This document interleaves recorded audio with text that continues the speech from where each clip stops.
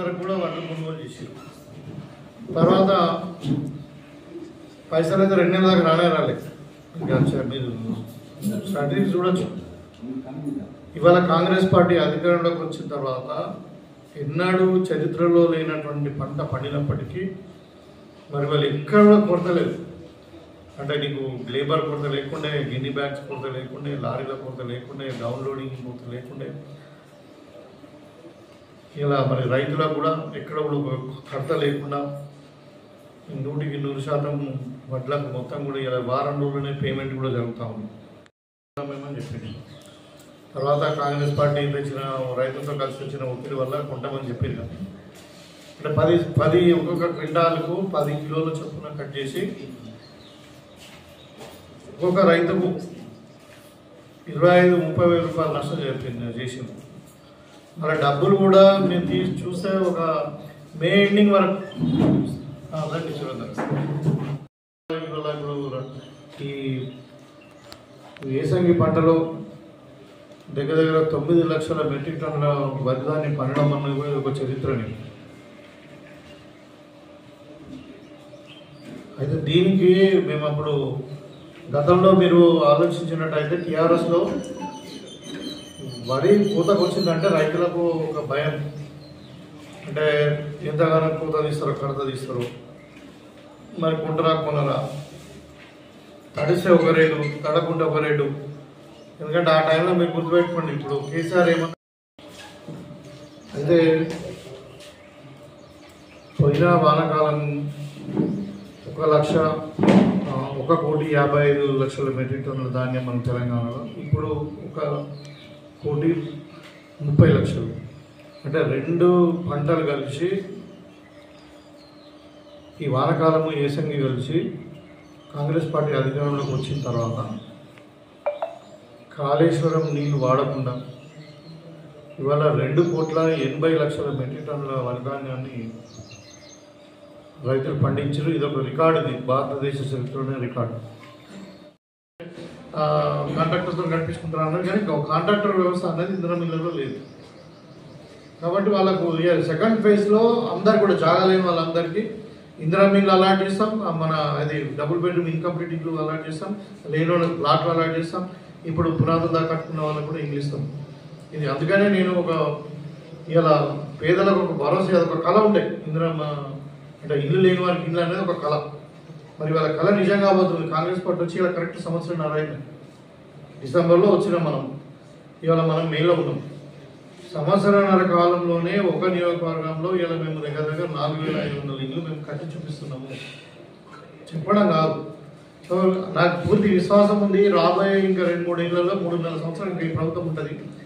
3.5 సంవత్సరాల వరకు మళ్ళీ ఎన్నికల వరకు నియోజకవర్గంలో ఎంతమంది ఉండని మొత్తం 100% అంటే ఇల్లు లేని వారు ఉండకూడదు అనేది ప్రభుత్వం యొక్క భావన. అది ఖచ్చితంగా ఆ టార్గెట్ రీచ్ అవుతామని చెప్పి నేను భావిస్తున్నాను. ఎస్సీ కేటగరైజేషన్ చేసేందుకు ఇక్కడ జరగలేదు. బీసీ రిజర్వేషన్ ఇలా ఇక్కడ మన గవర్నర్ గారు ఆమోదించి కేంద్రం పంపిస్తే ఇంకా దాన్ని యాక్సెప్ట్ చేస్తలేదు. సో ఇట్లా అంటే వీళ్ళు ఏం చేసినా దీన్ని అడ్డం పడడం తప్పితే వాళ్ళు చేసింది ఏం లేదు బీజేపీ. ఇక టీఆర్ఎస్ వాళ్ళు చరిత్ర అది చెప్పుకుంటేనే వాళ్ళు కాదు, మరీ సిగ్గు శరం లేకుండా మాట్లాడుతున్నారు.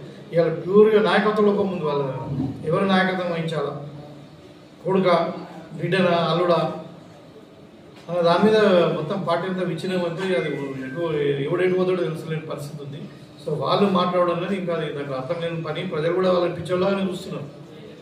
పెద్ద వాల్యూ సీరియస్ తీసుకుంటున్నారు వాక్యాలను. ఇక మరీ మన వరంగల్ మీటింగ్ అయిన తర్వాత ఇక మొత్తమే అది జీరో అయిపోయింది. ఒక్కొక్క కారు 10,000 ఇచ్చి తీసుకొని పోతే ఆడ మంది లేరు. ఆయన మాట్లాడేది కూడా చూసాదుడు అది మొత్తమే అది పసలేని అయిపోయింది. అట్లా అయిపోవట్లా మొత్తం. ఇప్పుడు దానికి ఇక అసలు ఇప్పుడు చూస్తున్నారు ఇక ఎట్లా కలపాలి మేము. కాంగ్రెస్ కూడా అద్దంటున్నాడు, బీజేపీ కూడా అద్దంటున్నాడు. మరి ఎట్లా చేయాలా, ఏం చేయాలనే ప్లాన్లో ఉన్నారు. కాబట్టి అంటే ఈ విధంగా ఉంది పరిస్థితి. కాబట్టి వాళ్ళు ఇంకా టీఆర్ఎస్ని ఏదో అంటే బదనాం చేద్దామనే ప్లాన్లో ఉన్నారు. అది నడవది అని చెప్పి సందర్భంగా తెలియజేస్తాం. గతంలో మీకు అందరూ కూడా తెలుసు, 10 ఏళ్లలో డబుల్ బెడ్రూమ్ ఇల్లు అన్నారు. మరి ఎక్కడ కట్టిన దాఖలాలు లేవు. ఇప్పుడు దర్పల్లిలో ఒక 40 ఇళ్ళు కట్టినట్టున్నారు. అవి కూడా ఇక్కడ డిస్ట్రిబ్యూషన్ జరగలేదు. సో సో అవి కూడా ఇన్కంప్లీట్ ఉన్నాయి. అక్కడ ఎలక్ట్రిసిటీ ఉంటే డ్రైనేజ్ లేదు, డ్రైనేజ్ ఉంటే ఇన్ఫ్రాస్ట్రక్చర్ ఇంకా లేదు.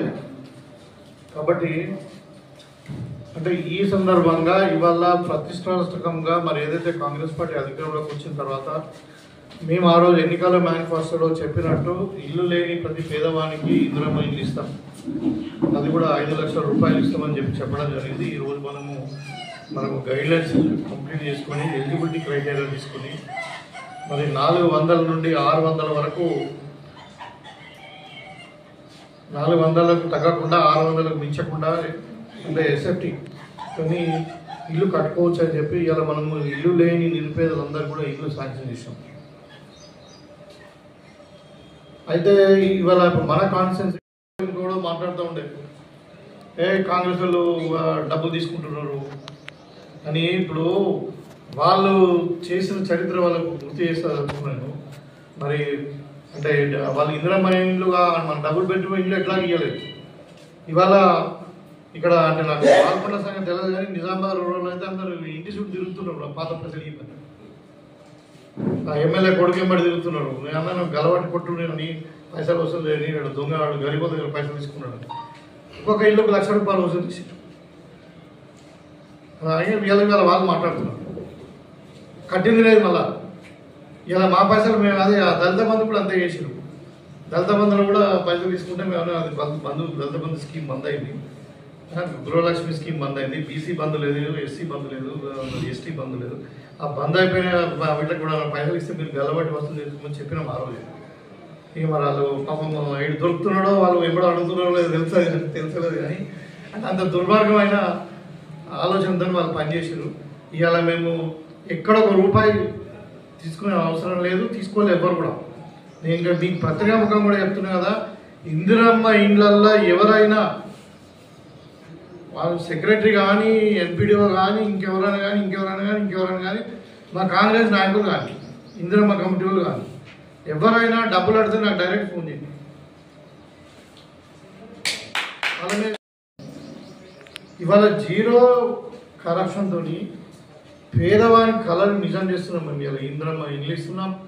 ఇలా రైతును రాజు చేయడానికి మనము మొత్తం ఖర్చు లేకుండా వడ్లు కొని 500 రూపాయలు బోనస్ ఇస్తున్నాం.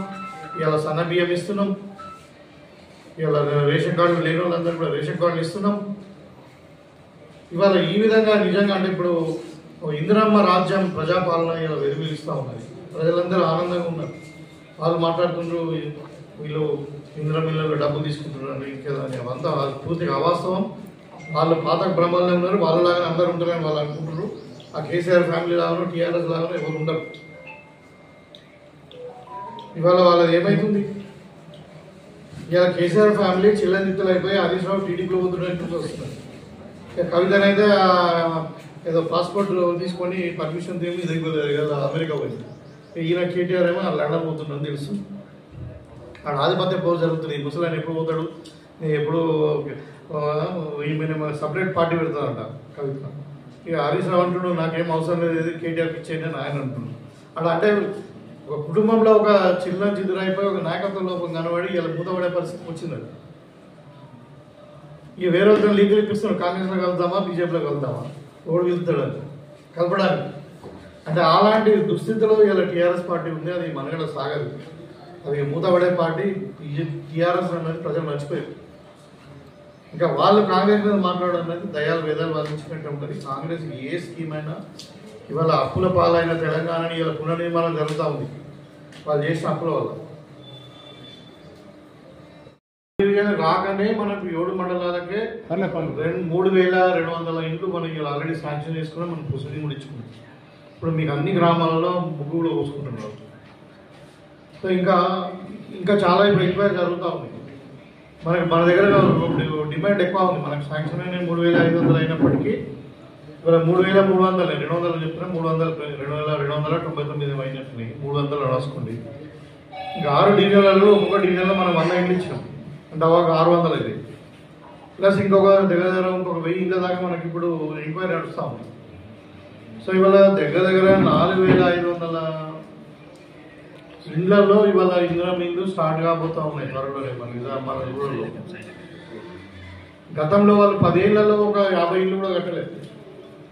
ఇప్పుడు ఎగ్జాంపుల్ చెప్తామని, ఇప్పుడు మనకి ఇందలవాయిలో కూడా అదే పరిస్థితి. ఇందలవాయి గ్రామంలో ఒక 25 కట్టింది, ఆడ కూడా డ్రైన్ లేదు, వాటర్ లేదు, నీళ్ళు లేవు. ఆ ఇచ్చిన వాళ్ళు సెల్ఫ్ ఆక్యుపై చేసుకున్నారు.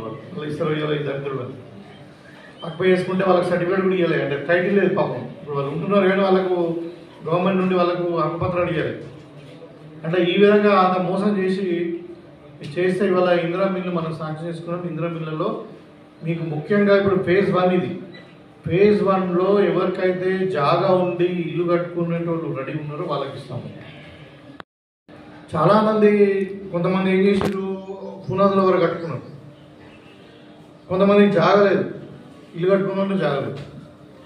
సో వాళ్ళందరూ కూడా ఫేజ్ 2లో వాళ్ళకు జాగా ఇవ్వడానికి మళ్ళా ఒక అసైన్మెంట్ కమిటీని నిర్ణయించి, అసైన్మెంట్ కమిటీ ద్వారా 75 గజాల జాగా ప్రతి పేదవానికి ఇచ్చి, ఆ 75 గజాలతో జాగాతో పాటు ఇందిరమ్మ ఇల్లు కూడా శాంక్షన్ చేస్తాం.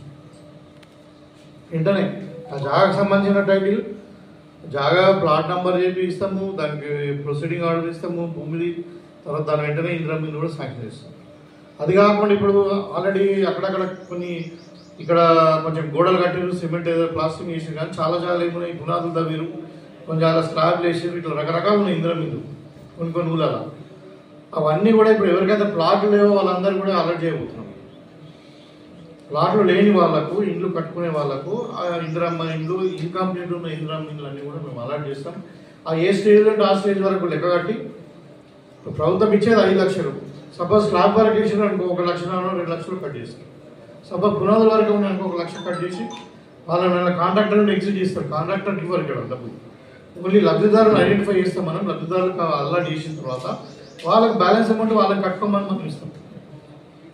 విలేకరులు కావాలను ప్రజా సమస్యలను వెలుగులోకి తీసుకొస్తూ శరవేగంగా రాజకీయ పరిస్థితులపై వాస్తవ కథనాలు అందిస్తూ అనతి కాలంలోనే ప్రజాదరణ పొందిన D6 టీవీ ఛానల్లో 2 తెలుగు రాష్ట్రాల D6 టీవీ న్యూస్ ఎలక్ట్రానిక్ మరియు మీడియాలో బ్యూరోలు, స్టాపర్లు, RC ఇన్ఛార్జ్లు, మండల రిపోర్టర్లు కావాలను. అనుభవజ్ఞులకు ప్రాధాన్యం, కొత్త వారికి ప్రోత్సాహం. మీరు జిల్లా స్టాపర్లు, మండలాల రిపోర్టర్లు, నియోజకవర్గాల్లో పనిచేయాలనుకుంటున్న కేంద్రాల్లో ఖాళీల వివరాల కోసం 9440195115 మరియు 7981228502 మీ బయోడేటా పై నంబర్కి వాట్సాప్ ద్వారా పంపగలరు. D6 TV news channel Andhra Telangana incharge Rathod Tirumala Naik.